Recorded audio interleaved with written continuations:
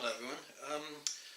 This is a paper model of the Japanese destroyer Yagumo, and I received it as a sample back in 2016. A friend of mine was running a game at the local Wargames show, and the company that he got his models from gave him a lot of samples to hand out in order to promote their product.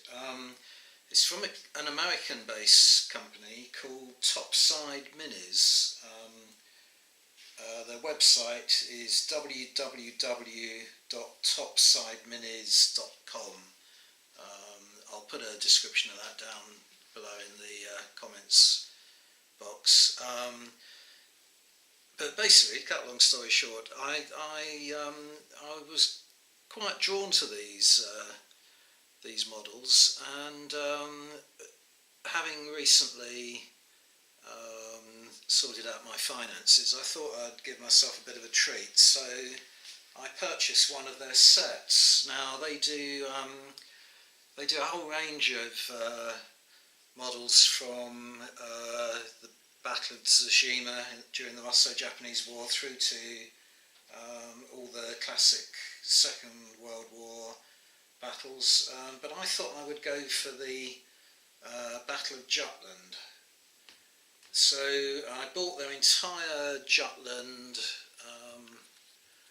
set.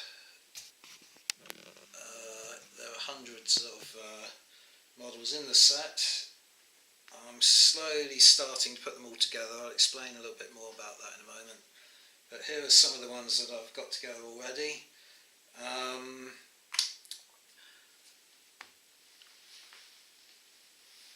I think they're really nice. They're really affordable. It's a really good, cheap way of getting into naval wargaming.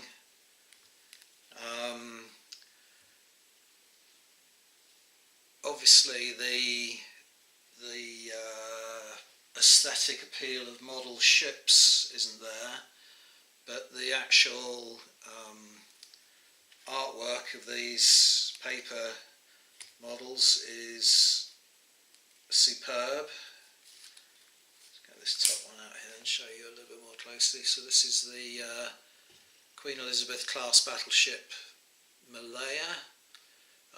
They're all drawn to scale. The scale is 1/1800th scale. Now, to give you an example of, I haven't got any ships in that scale, but I have got the Queen Elizabeth class battleship in 1/1500th scale there. So this is obviously going to be slightly smaller, but you can look at the top-down views of both to see how they compare.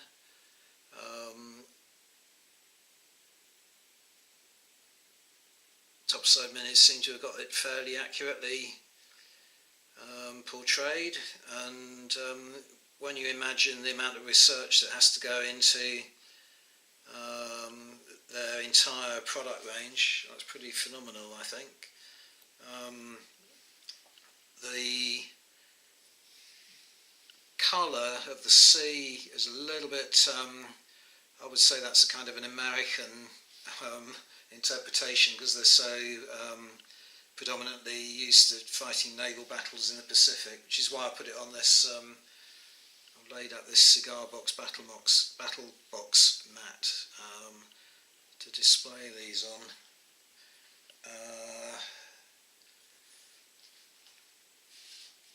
Got another model here of the Kaiser, the German ship Kaiser. Don't know whether I'll be able to find the actual equivalent of that straight away. Should have had it ready, shouldn't I? Koenig, Helga and Friedrich Kaiser, here we go. So there's top-down view of the Kaiser from Topside Minis, and this is a War Times Journal 1/1500th scale model of the Kaiser.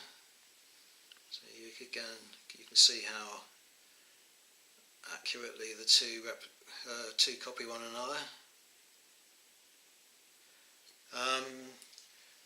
Playing war games without models and playing them with, I suppose you could describe them as tokens of this kind, is a fairly accepted practice with naval wargamers. This is a model or a token for the Kaiser taken from Avalon Hill's game of Jutland, and this is about 1/6000th scale. The game was a bit peculiar in that the scale of the ships was different from the movement templates and gunnery ranges and so on, so the game played a little inaccurately.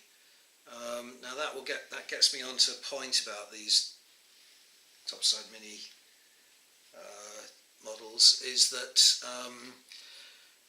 Avalon Hill chose to do that, to have a discrepancy between the scale of their tokens and the scale of their movement templates and so on, because they wanted the game to be played on a large flat surface, but at least 4 foot by 6. If you wanted to play with accurate ranges and so on, you would need an immense size of playing surface, much larger than most people's living rooms, so it was impractical. Which is really the point I wanted to make about these models, that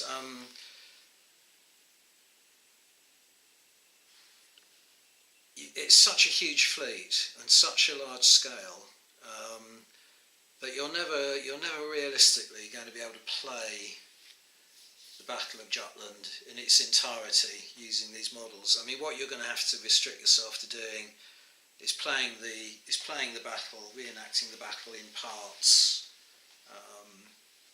with the kind of significant moments in the battle acted out, with not the entire range of ships. The ships themselves, or the collection itself, the set itself, it comes in, it's on a very high quality sticky back paper, and you have to cut these out with a sharp knife. I've been using a Stanley knife and a steel ruler, and I don't know if you can't really make out the quality of the paper in that, but it is robust. You then have to stick it down onto plywood, which they cut out and give to you, so you can see how much I've still got to do. It's a bit of a chore. It's taken me several hours already to do what I've done so far, and I'm not a terribly neat person, so I've been a bit anxious to avoid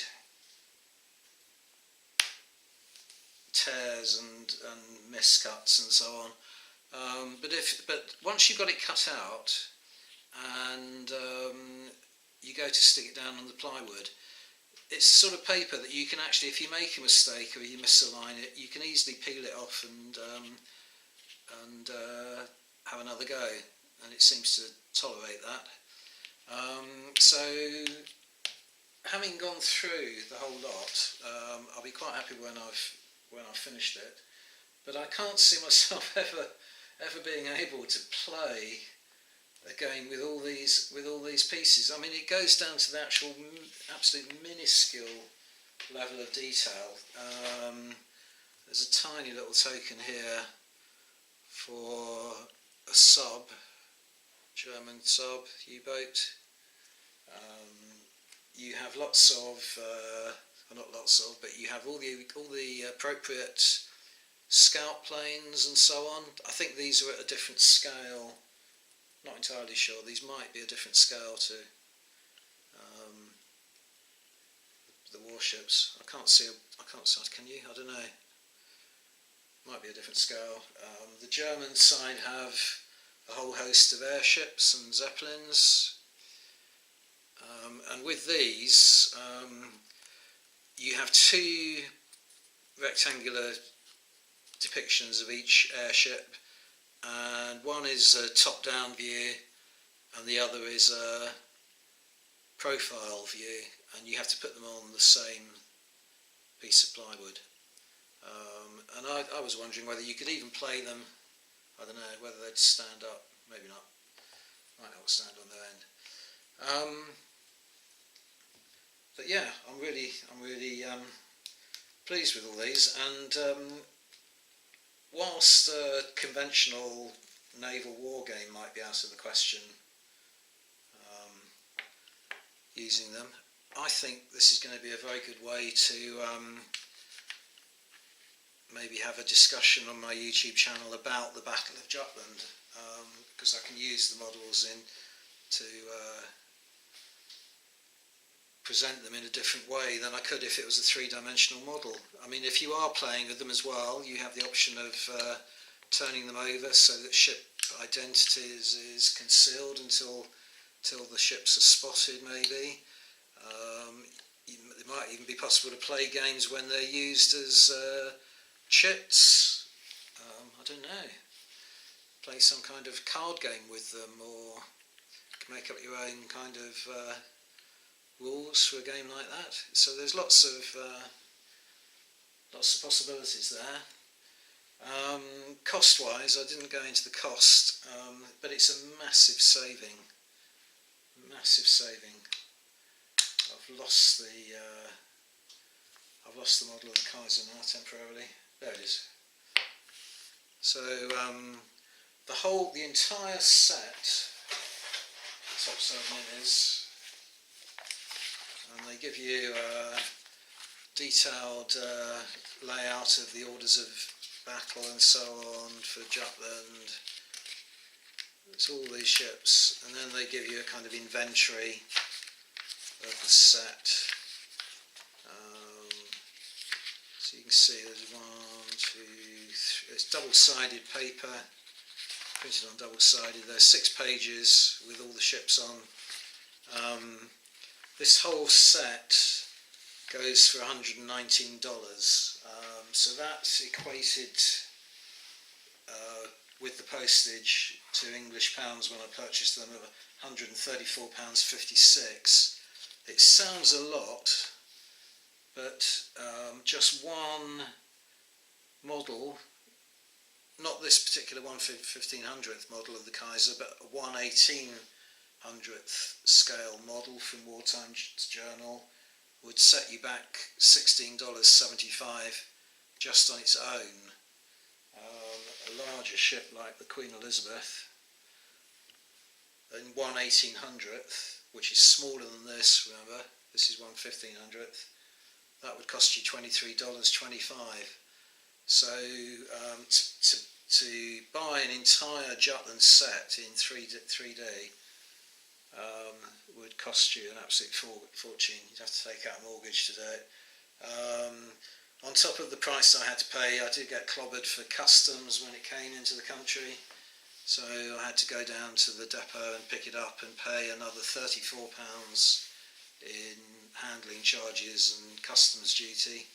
So that made it a total of about $168, pounds rather, but it's still way cheaper than the alternative of getting models. Yeah, that's all I wanted to say about this for the time being. Take a look at them. I've got in mind, I'm quite interested in getting some of their World War II American sets, either the Battle of Midway, because for that they have all the kind of appropriate tokens for aircraft, dive bombers, torpedo planes, all that kind of thing, fighters. So I think that would make a very good game using set of rules like check your six or something like that. And also they've got another thing that I've been drawn to of late. They do a Pearl Harbor set, which is in 1/1800th scale, so it's in this scale.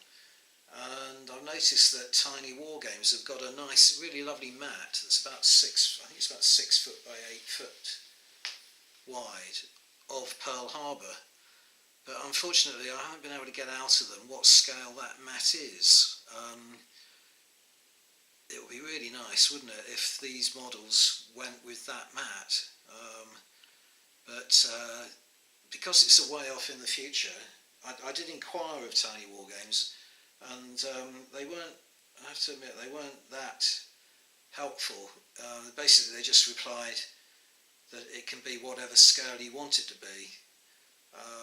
But I didn't know how that worked, whether I told them I wanted it to be in a 1/1800th scale, and they told me how big the mat would be in that scale and gave me an appropriate cost, or whether I told them I wanted it to be in 1/1800th scale and they blew the map up until it fitted into an 8 foot by 6 mat, in which case I might only get the centre of the map rather than the whole thing. And I did ask them just to tell me what the scale of the mat is that they have on their website, and they never got back to me. And I think that was because he seemed to be anxious for me to place an order there and then, and I was trying to explain that I'm planning this, and it won't be for at least 6 months before I get the money to buy the mat and the Pearl Harbor battle set. So that's in sort of limbo at the moment, but that would make a really good game, I think, using all the aircraft tokens to raid the ships at anchor in Pearl Harbor, and it would look really good on that map. But anyway, just wanted to show you these. As I say, I'll leave a note down below of Topside Minis website. Take a look at it. It's well worth investigating. Thanks very much for watching, everyone. Bye for now.